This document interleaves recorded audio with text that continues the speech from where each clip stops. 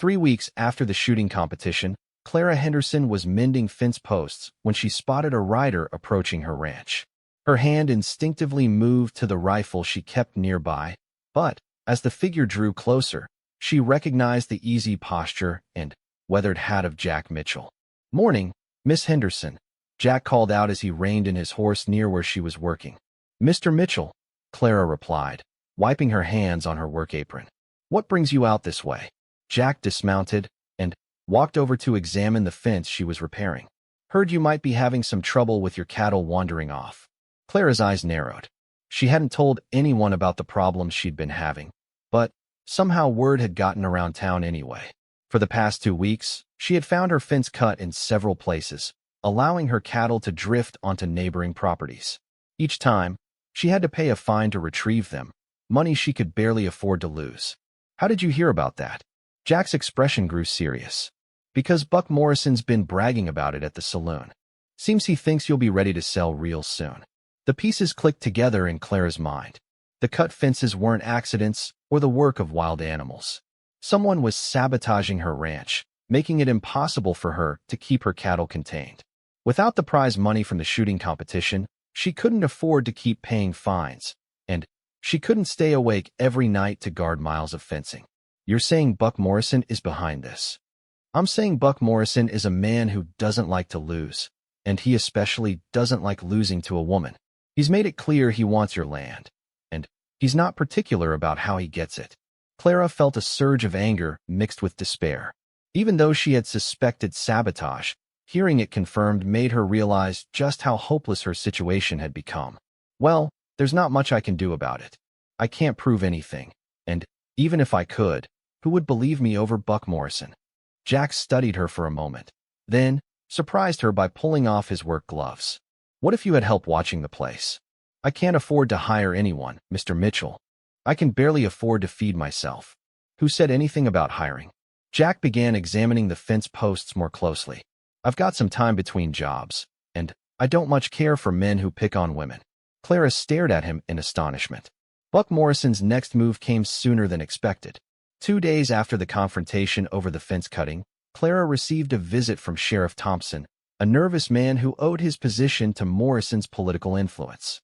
"Miss Henderson," the sheriff said, removing his hat as he stood on her porch. "I'm afraid I have some bad news. There's been a complaint filed against you." Clara's heart sank. "What kind of complaint?" "Seems someone reported that you've been allowing your cattle to graze on public land without proper permits." "That's a federal offense, miss. I'm going to have to impound your entire herd until this gets sorted out." "That's ridiculous," Clara protested. "My cattle have never left my property." "Well, that'll have to be determined by the territorial office. Could take weeks, maybe months." The sheriff looked genuinely sorry, but Clara could see he had no intention of backing down. "I'm sorry, miss, but the law is the law." Clara realized this was Morrison's new strategy. He couldn't prove she was letting her cattle wander, but the accusation alone was enough to destroy her. Without her cattle, she had no income and no way to pay her debts. The bank would foreclose within a month. "Who made this complaint?" she asked, though she already knew the answer. "Can't say, miss. Confidential informant." "Sheriff Thompson," came Jack's voice from behind Clara. She turned to see him approaching from the barn, his expression grim. "That's an interesting development." The sheriff straightened nervously at Jack's appearance. "This doesn't concern you, Mitchell." "Maybe not, but I'm curious about something. Federal cattle violations usually require evidence. Photos, witness statements, documentation of the livestock on federal land. You got any of that?" Sheriff Thompson shifted uncomfortably. "The investigation is ongoing." "I see. And meanwhile, you're going to seize Miss Henderson's cattle based on nothing but an anonymous accusation." "It's standard procedure." Jack smiled, but there was no warmth in it. "Actually, Sheriff, I don't think it is. See, I spent 5 years working with federal marshals on cattle cases. Standard procedure requires a formal investigation before any seizure. You got paperwork from the territorial office authorizing this action." The sheriff's face reddened. "I don't need to explain procedure to you." "Actually, you do? Because if you're seizing property without proper authorization, that's theft under color of law. Federal crime. And I'm still sworn to uphold federal law when I see it being broken." Clara watched the exchange with growing amazement. She hadn't known that Jack still had any official authority, but the sheriff clearly believed he did. Now, Jack continued, why don't you go back to town and get the proper paperwork? When you have authorization from the territorial office, signed and witnessed, you come back, and we'll talk about this cattle matter. Sheriff Thompson looked like he wanted to argue, but something in Jack's steady gaze convinced him otherwise. This ain't over, he muttered as he mounted his horse. No, Jack agreed. It's not. After the sheriff left, Clara turned to Jack with relief and admiration. Do you really still have federal authority? Jack's smile was rueful.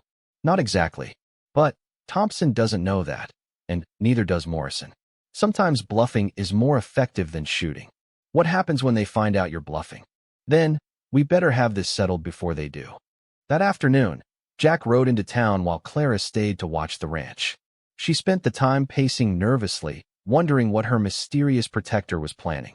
When he returned near sunset, his expression was thoughtful. Learn anything interesting? Clara asked. Quite a bit. Seems Buck Morrison isn't as popular as he likes to think. Turns out he's been using similar tactics on other small ranchers in the area. Cutting fences, filing false complaints, pressuring the bank to call in loans early. He's acquired 4 properties in the past 2 years using these methods. Why haven't the other ranchers stood up to him? Because they were isolated, fighting alone. Morrison picked them off one by one. But you're different. You've got friends now. Friends. Jack's eyes twinkled with something that might have been mischief. Remember Pete Jenkins?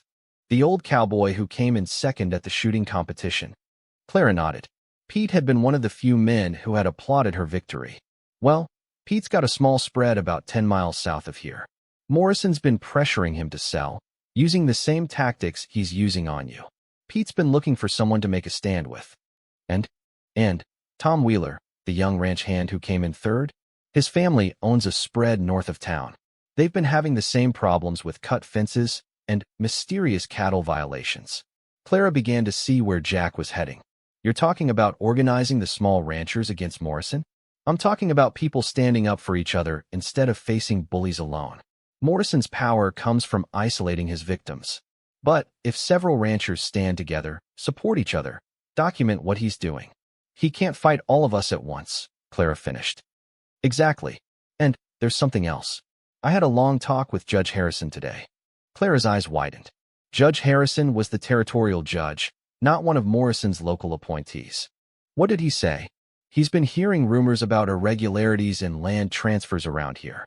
Seems the federal government is very interested in ensuring that territorial laws are being followed properly, especially when it comes to harassment of law-abiding citizens. You think Judge Harrison would help us?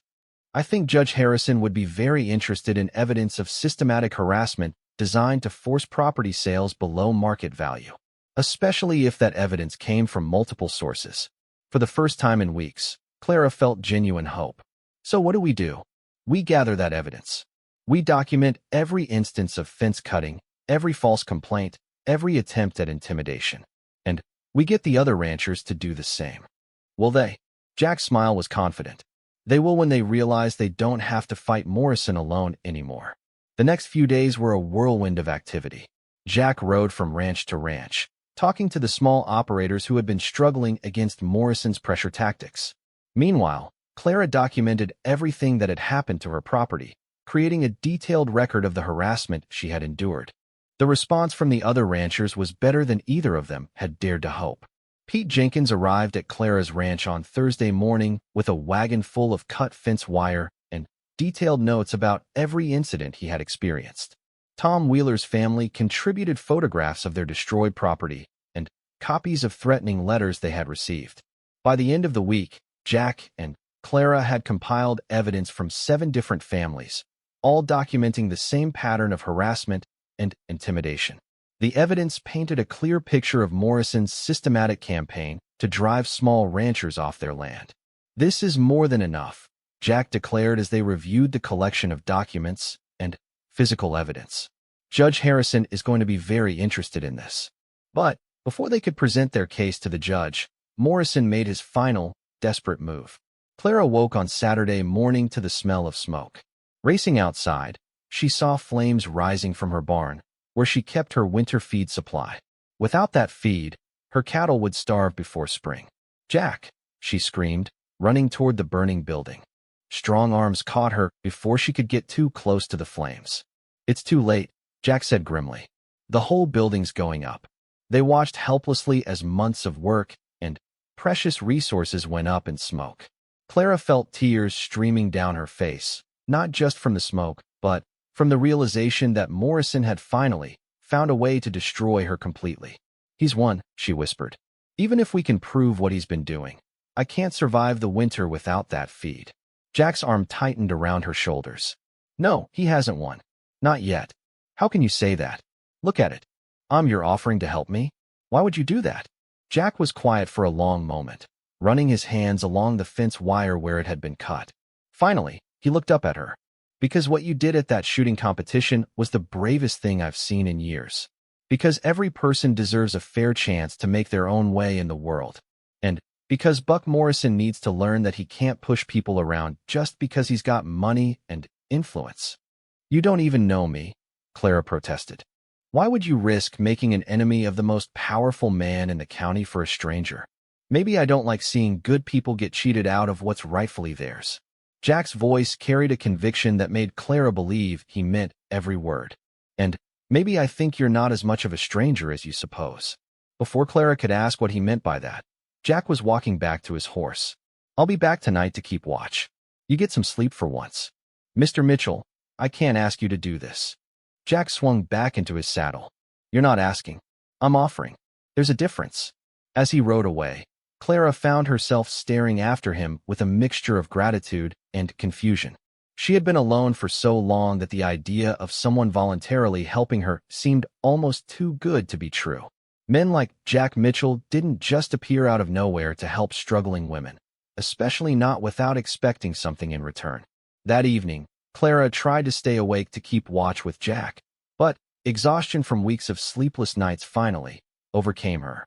She dozed fitfully in her chair by the window, waking occasionally to peer out into the darkness. She could see a shadowy figure moving along the fence line, but everything seemed peaceful. Just before dawn, the sound of raised voices woke her completely. Clara grabbed her rifle and rushed outside to find Jack Mitchell holding 3 men at gunpoint near her north pasture. Even in the dim pre-dawn light, she could recognize 2 of Buck Morrison's hired hands. "What's going on here?" she called out, though she could already see the wire cutters in one man's hands. "Caught these fellows doing some unauthorized fence maintenance," Jack replied, his voice calm but dangerous. "Thought you might want to have a word with them before I decide what to do next." The 3 men looked nervous, glancing between Jack's steady rifle and Clara's approaching figure. She could see fresh cuts in the fence wire behind them.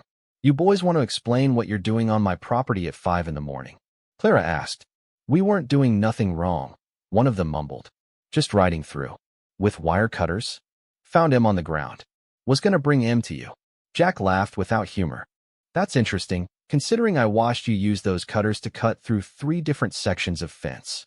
The men exchanged glances, realizing they had been caught red-handed. The boldest of them, a man Clara recognized as Tom Briggs, decided to try intimidation instead of lies. "Look here, lady.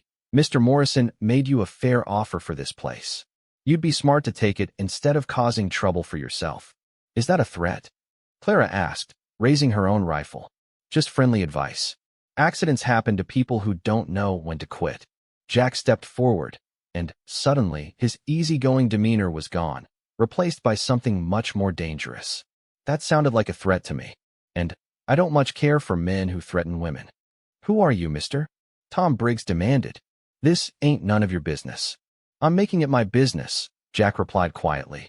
"And if any more accidents happen to Miss Henderson or her property, I'm going to start having accidents of my own. The kind that happen to men who work for cowards like Buck Morrison." The threat was delivered so calmly that it took a moment for its full meaning to sink in. When it did, Tom Briggs took a step backward. "You don't know who you're messing with," he said, but his voice lacked conviction.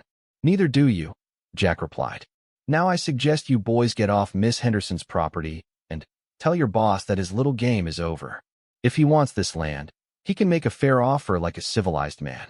But If I catch anyone else out here with wire cutters, they're going to regret it. The three men mounted their horses quickly, clearly eager to get away from Jack's steady gaze and leveled rifle. As they rode off, Tom Briggs called back, "Mr. Morrison ain't gonna like this." "Then, Mr. Morrison shouldn't have started it," Jack replied. After the men disappeared, Clara found herself alone with Jack in the growing daylight. She was still trying to process what had just happened. "You stood up to Buck Morrison's men for me," she said finally. "They were stealing from you," Jack replied simply. "Couldn't let that stand. But you could get in serious trouble for this. Buck Morrison has friends everywhere. The sheriff, the judge, the mayor. He could make life very difficult for you."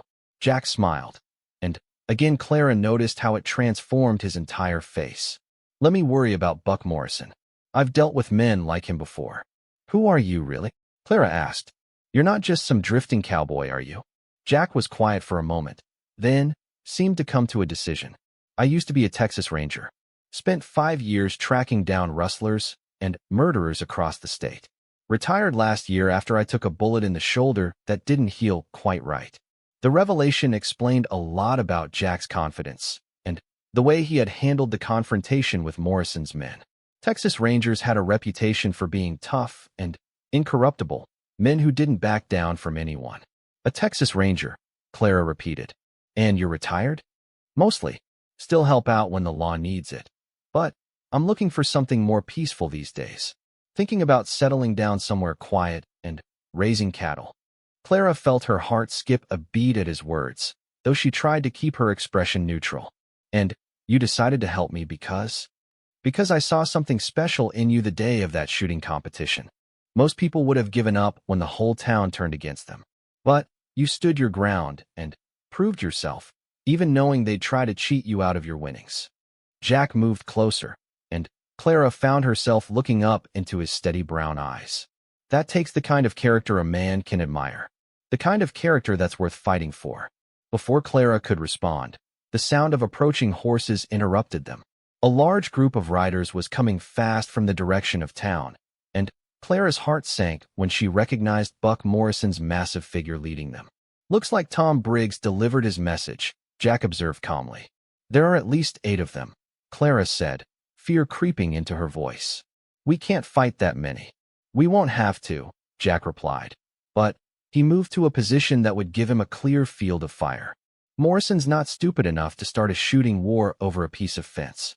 But he might try to intimidate us." Buck Morrison and his men thundered into Clara's yard, their horses snorting and stamping. Morrison's face was red with anger as he dismounted. "Mitchell," he bellowed, "I hear you've been threatening my men. I hear your men have been cutting fences that don't belong to them." Jack replied evenly. "That's a serious accusation. You got any proof?" Jack gestured to the fence behind him, where fresh cuts were clearly visible. "All the proof anyone needs." Morrison's eyes narrowed as he took in the evidence. Clara could see him calculating, trying to decide how to handle this unexpected complication. "Even if that's true," Morrison said finally, "it's no business of yours. This is between me and the lady. Miss Henderson asked me to help her protect her property. That makes it my business. And just who gave you the authority to enforce the law around here?" Jack's hand rested casually on his gun belt. "The same authority that gives any man the right to help his neighbors against thieves and vandals." Morrison's face grew even redder. "You calling me a thief?" "I'm calling fence cutting what it is. Destruction of property. Maybe theft, if you count the fines Miss Henderson had to pay to get her cattle back." The two men stared at each other for a long moment, and Clara could feel the tension crackling between them. Morrison's men were clearly waiting for orders, their hands hovering near their weapons. Finally, Morrison seemed to reach a decision. "This ain't over, Mitchell. Not by a long shot." "It is if you want it to be," Jack replied. "Leave Miss Henderson alone, and there won't be any more trouble." Morrison remounted his horse, his movements sharp with anger. "We'll see about that. There's more than one way to skin a cat." As Morrison and his men rode away, Clara felt a mixture of relief and dread. The immediate confrontation was over, but she knew Morrison would find other ways to pressure her. "What do you think he'll try next?" she asked Jack. "Hard to say, but men like Morrison don't give up easy.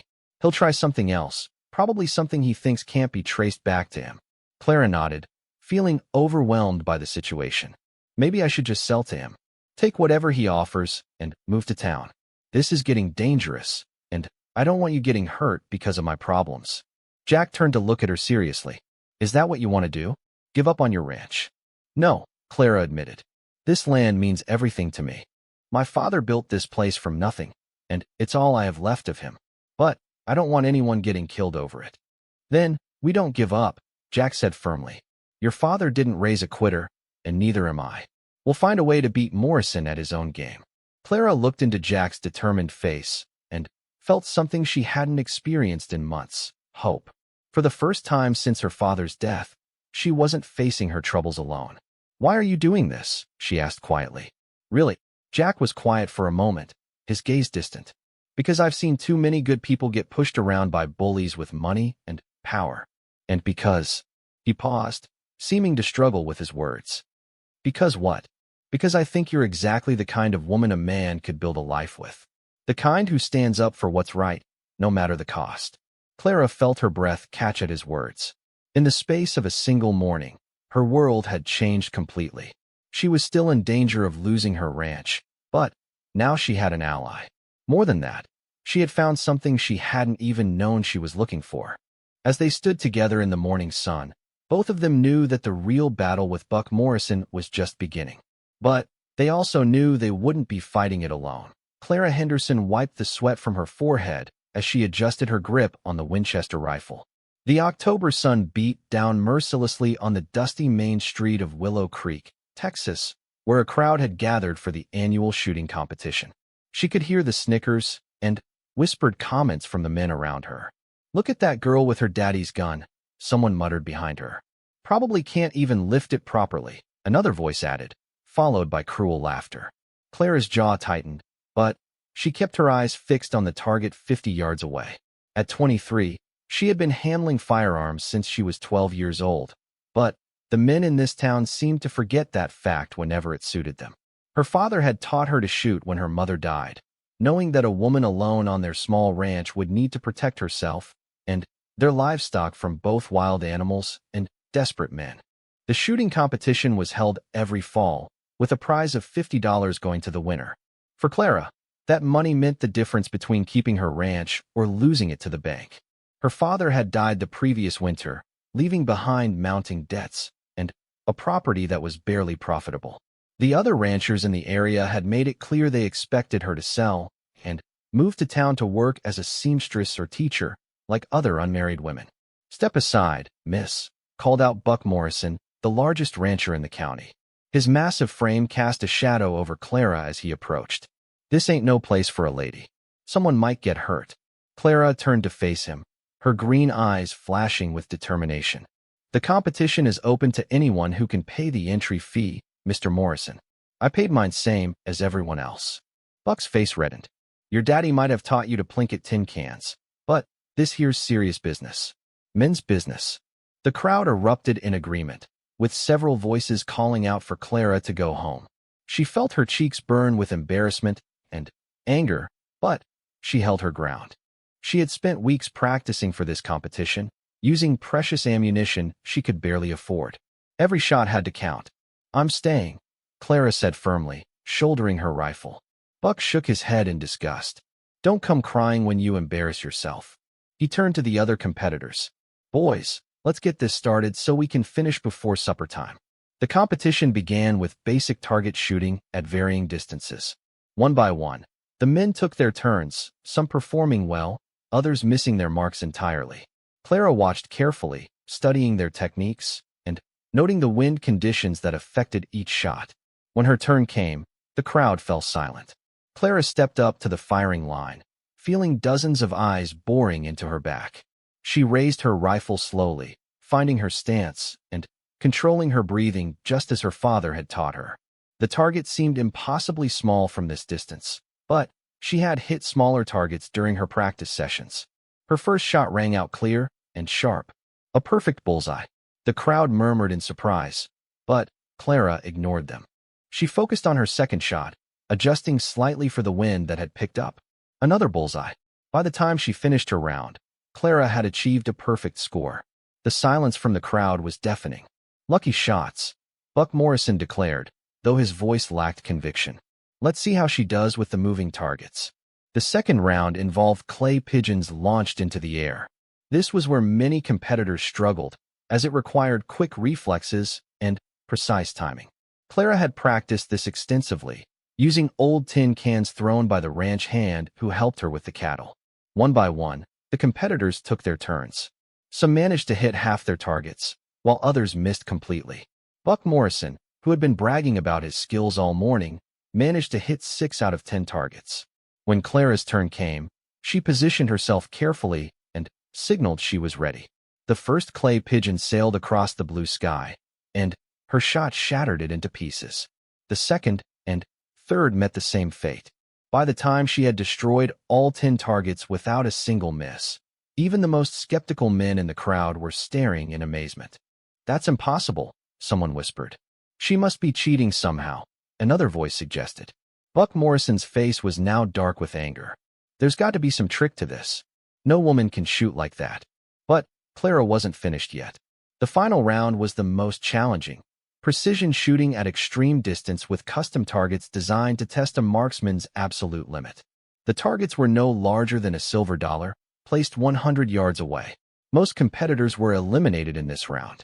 As the remaining shooters took their turns, Clara observed that the wind had become more unpredictable.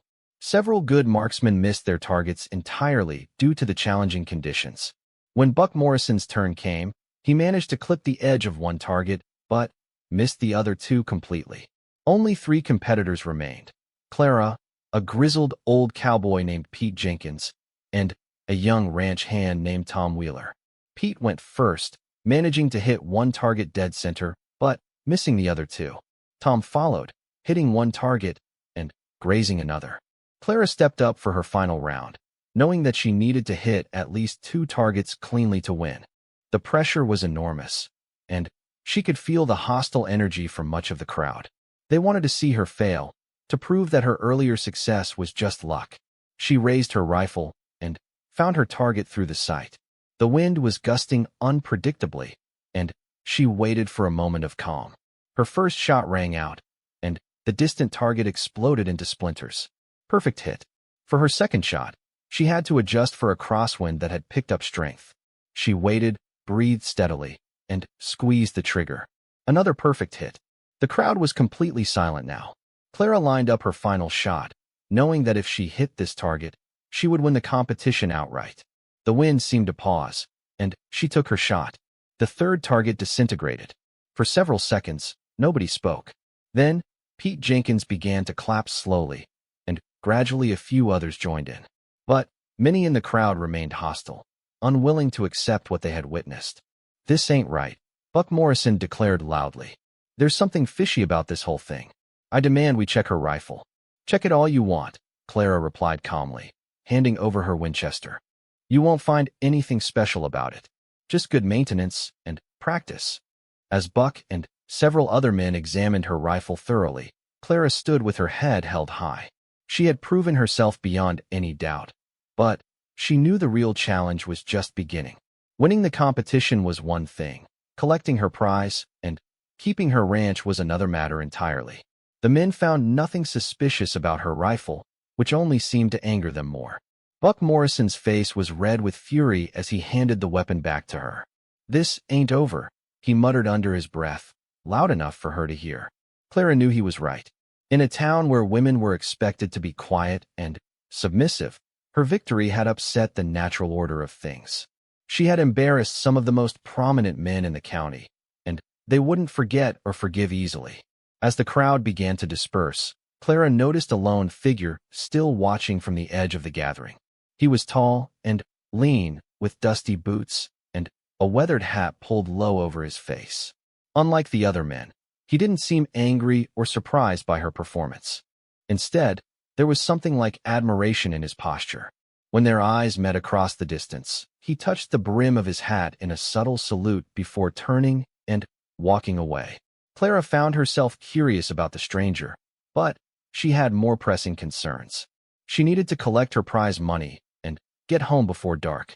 The competition organizer, a nervous banker named Mr. Whitfield, approached her with obvious reluctance. "Miss Henderson," he said quietly, "there seems to be some discussion about the prize money." Clara's heart sank. She had expected this. What kind of discussion? Well, some of the gentlemen are suggesting that perhaps the competition should be reconsidered, given the unusual circumstances. Unusual circumstances? Clara's voice rose. "You mean the fact that a woman won fair and square?" Mr. Whitfield wrung his hands nervously. "Now, Miss Henderson, you must understand their position. This has never happened before. Perhaps we could arrange some sort of consolation prize." "The rules stated that the winner would receive $50, Clara said firmly. "I won according to those rules. I expect my prize." Behind Mr. Whitfield, Clara could see Buck Morrison and several other men watching the conversation intently. Their expressions made it clear that they had no intention of honoring the competition results. "I'm afraid it's not that simple," Mr. Whitfield continued. "The prize money comes from entry fees paid by the competitors. If they're not satisfied with the outcome, are you saying you're going to steal my winnings?" Clara asked loudly enough for others to hear. "Now, that's a strong word," Mr. Whitfield protested. "Nobody's stealing anything. But perhaps we could postpone the award until the town council can review the situation." Clara realized she was being cheated out of her rightfully won prize. But she also knew that arguing further would only make things worse. These men controlled the town, the bank, and her financial future. Pushing too hard now might cost her everything. "I see," she said quietly. "And when might this review take place?" "Oh, soon. Very soon. Perhaps next month, after things settle down." Clara nodded, though she knew she would never see that money. Next month would bring another excuse, and then another. She had won the competition, but lost the war before it had even begun. As she walked back to her horse, Clara felt the weight of defeat settling on her shoulders despite her victory. The $50 would have paid for winter feed for her cattle and bought her a few more months to make the ranch profitable. Without it, she would be forced to sell to Buck Morrison for whatever price he chose to offer. She was so lost in her thoughts that she didn't notice the stranger from earlier until he stepped out from behind her horse. "Fine shooting today," he said quietly. Clara looked up, startled.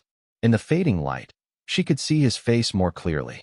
He was younger than she had expected, probably around 30, with kind eyes and a strong jawline.